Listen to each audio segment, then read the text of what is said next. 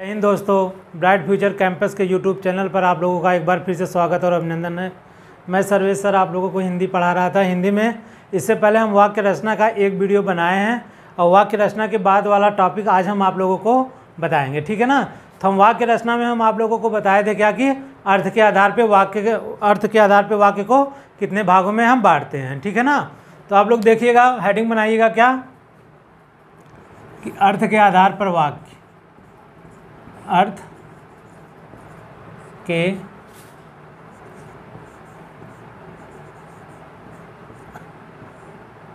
के आधार पर वाक्य के भेद। इसमें हम आप लोगों को बताए थे जो अर्थ के आधार पर वाक्य का भेद होता है उसको हम 8 भागों में विभाजित करते हैं, ठीक है ना।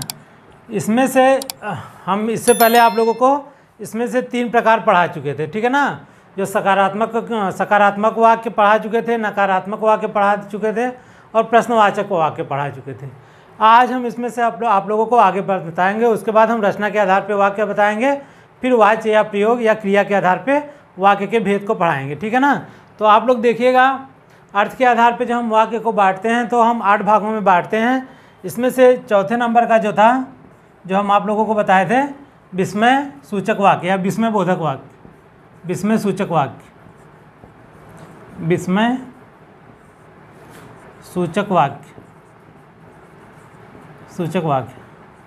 देखिएगा दोस्तों, आप लोग कोई भी कंपटीशन का एग्ज़ाम देंगे जहाँ पर हिंदी पूछी जाती है, आप लोगों के लिए बहुत ही अच्छा वीडियो साबित होगा। आप लोगों के लिए हम क्रम से वीडियो लेकर आ रहे हैं और क्रम से वीडियो बना रहे हैं, ठीक है ना। तो आप लोग देखिएगा विस्मय सूचक वाक्य क्या होते हैं। हमें देखना क्या है कि विस्मय सूचक वाक्य क्या होते हैं। तो हम कहते हैं, हम इसकी परिभाषा देते हैं कि ऐसे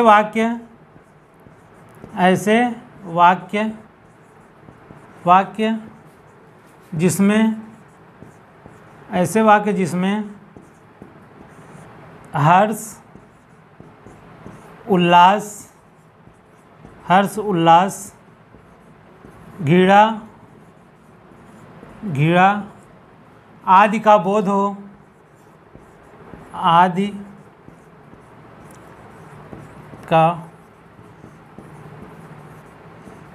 हो, विस्मय सूचक वाक्य कहलाते हैं।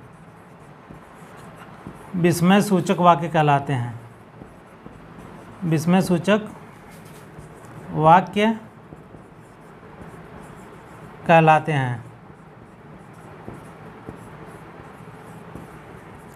हम क्या कह रहे हैं, आप लोग ध्यान दीजिएगा। हम कह रहे हैं ऐसे वाक्य जिसमें हर्ष मतलब खुशी की भावना हो, उल्लास की भावना हो और घृणा की भावना हो, ऐसे वाक्य को क्या कहते हैं, विस्मय सूचक वाक्य कहते हैं। जैसे देखिएगा कोई वाक्य आ जाए, अरे। अच्छा, इसमें एक चीज़ हम और ख्याल करते हैं क्या कि इसमें हम देखते हैं क्या कि विस्मय सूचक चिन्ह का भी प्रयोग किसी शब्द के बाद देखने के लिए मिलता है, ठीक है ना। तो इसमें जैसे हम एग्जाम्पल देंगे तो आप लोग देखिएगा, अरे गजब हो गया,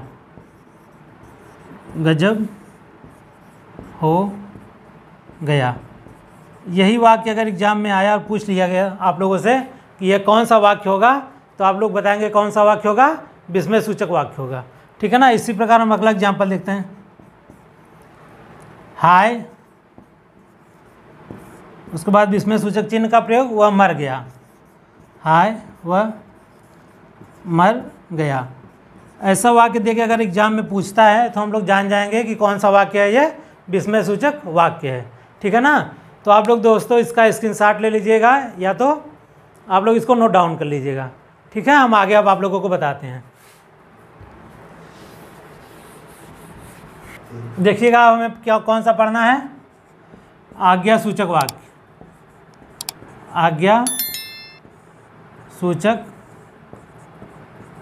वाक्य।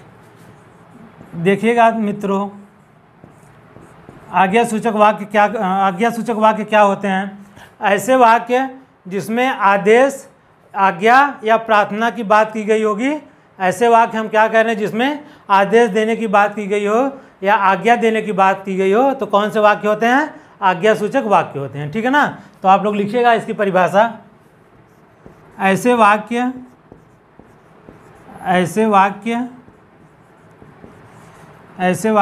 जिसमें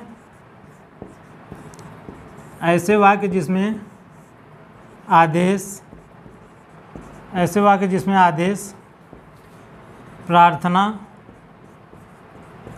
प्रार्थना का बोध हो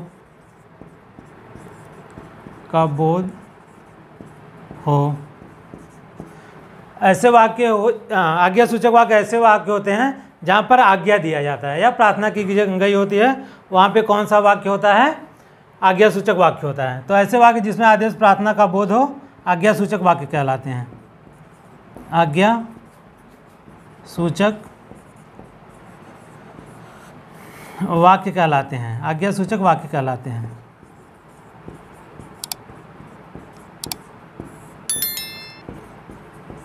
जैसे एग्जाम्पल में देखिएगा आप लोग, जैसे देखिएगा कि हम कहें कि कोई वाक्य दे जिसमें आदेश की बात की गई हो, तो हम कहें क्या कि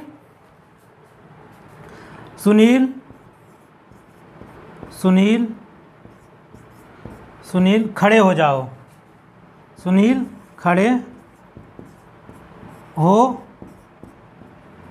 खड़े हो जाओ। तो ये कैसा वाक्य होगा? यहाँ पे आदेश की बात की जा रही है, तो यह आज्ञा सूचक वाक्य होगा। इसी प्रकार हम और एग्जाम्पल देखते हैं। एक गिलास पानी दे दो। एक गिलास पानी दे दो। ये सब वाक्य जब भी हमको देखने के लिए मिलेंगे, तो जहाँ पे हमको आदेश देने की बात आएगी तो हम जान जाएंगे कौन सा वाक्य हो गया? आज्ञा सूचक वाक्य होगा। ठीक है ना। तब आप लोग इसको भी स्क्रीनशॉट ले लीजिएगा या नोट डाउन कर लीजिएगा। अब हमें अगला देखना है इच्छा सूचक वाक्य। ठीक है, तो हम मिटा दें इसको। हमको छठवां देखना है क्या? इच्छा सूचक वाक्य। अब हम देखते हैं क्या कि इच्छा सूचक वाक्य क्या होते हैं।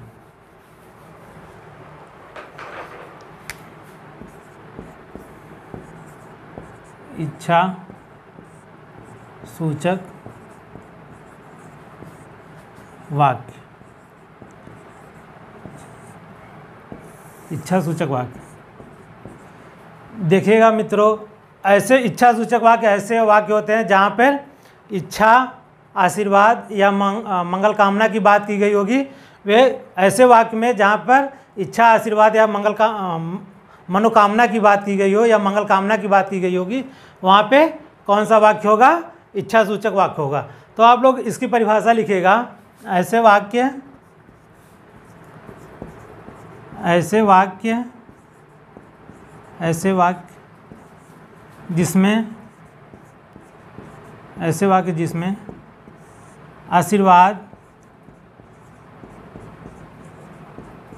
जिसमें आशीर्वाद, इच्छा,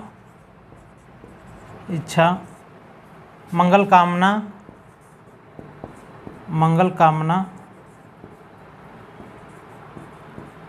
आदि का बोध हो,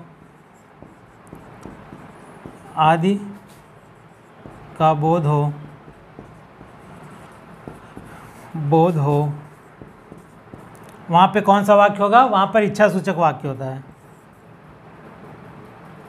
वहाँ इच्छा सूचक वाक्य होता है। इच्छा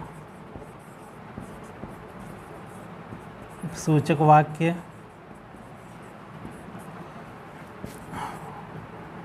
होता है। जैसे हम कहें कि जैसे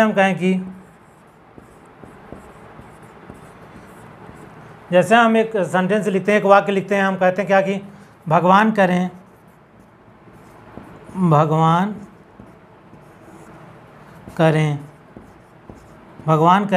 कि आप लोग सफल हो जाओ। भगवान करें कि आप सफल हो जाओ। आप सफल हो जाओ। यहाँ पे प्रार्थना की बात की जा रही है, ठीक है ना।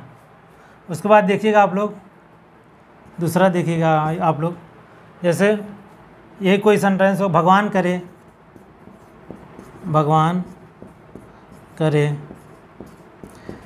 हमारे खाते में 15 लाख रुपए आ जाए, 15 लाख रुपए आ जाए। ये सब वाक्य कैसे वाक्य होंगे? इच्छा सूचक वाक्य होंगे, ठीक है ना।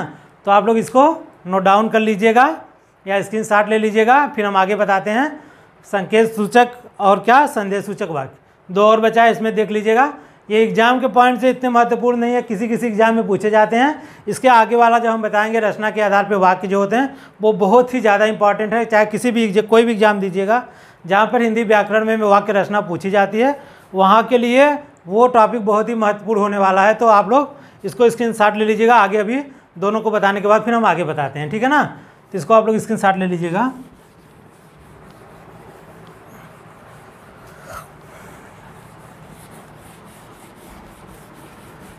अब हमें जानना क्या है, संदेह या संदेश सूचक वाक्य होते हैं, इसका और दूसरा नाम देके एग्जाम में पूछ लेता है क्या, संभाज्य सूचक वाक्य।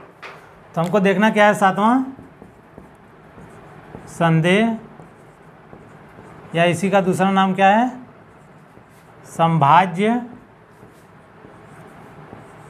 सूचक वाक्य।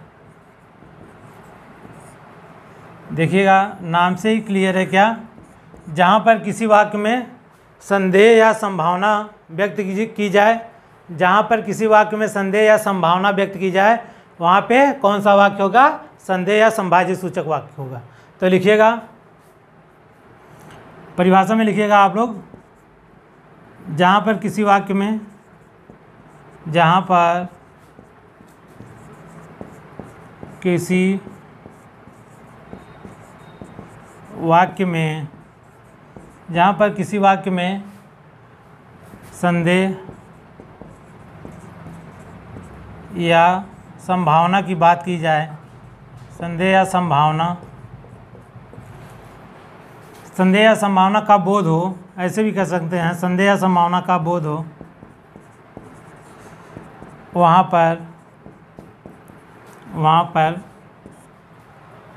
संदेह सूचक वाक्य होता है। कौन सा वाक्य होता है, संदेह सूचक वाक्य होता है।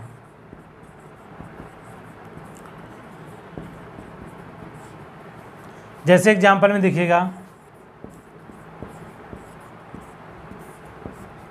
जैसे एग्जाम्पल में देखिएगा, काश बारिश हो गई होती, काश वर्षा हो गई होती, वर्षा हो गई होती, काश वर्षा हो गई होती। तो ये कैसा वाक्य होगा, संदेह, जहाँ पे संदेह की भावना बनी रही है, ठीक है ना। तो अगला देखिएगा, इसमें जैसे लिखिएगा आप लोग, गोदान एक्सप्रेस, गोदान एक्सप्रेस मुंबई पहुंच गई होगी, मुंबई पहुंच गई होगी। यहाँ पे हमें पहुंच गई होगी, यहाँ पे हम देखते हैं कोई भी वाक्य रहता है वहाँ पे हमेशा संदेह की भावना बनी रहती है, ठीक है ना। तो हम अगला देखते हैं क्या, संकेत सूचक वाक्य। तो इसको आप लोग स्क्रीनशॉट ले लीजिएगा। इसका अब हमें अगला देखना क्या है, संकेत सूचक वाक्य, ठीक है। अब हमें 8वां देखना है, ठीक है ना। तो 8वां क्या था, संकेत या संकेतार्थक, संकेत सूचक वाक्य, सूचक वाक्य, या हम इसको बोलते हैं क्या, संकेतार्थक वाक्य। कौन सा, संकेतार्थक वाक्य। देखिएगा संकेतार्थक वाक्य क्या होते हैं, ऐसे वाक्य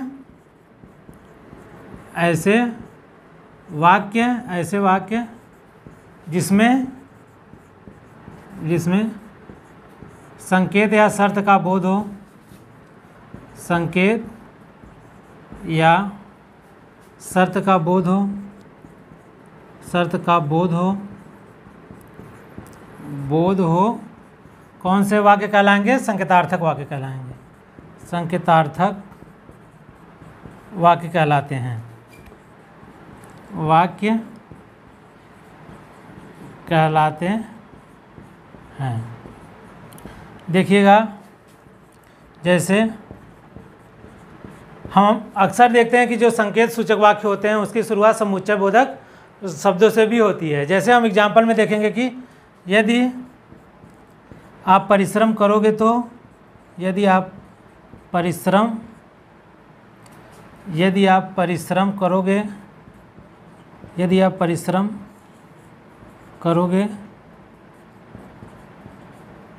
परिश्रम करोगे तो अवश्य सफल होगे, तो अवश्य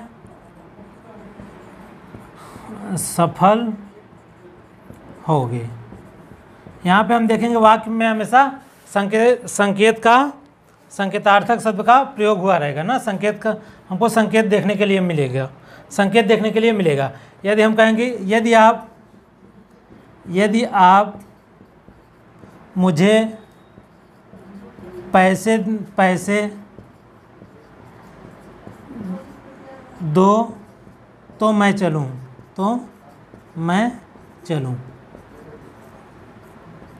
ये सब वाक्य देखेंगे हम, कौन से वाक्य होंगे?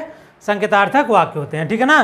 तो हम आशा करते हैं आप लोगों को वीडियो बहुत अच्छे से समझ में आया होगा, और आप लोग को आगे ऐसे ही वीडियो देखने के लिए आप हमारे YouTube चैनल पे जाइए और सब वीडियो देखिएगा, ठीक है ना। थैंक यू और धन्यवाद।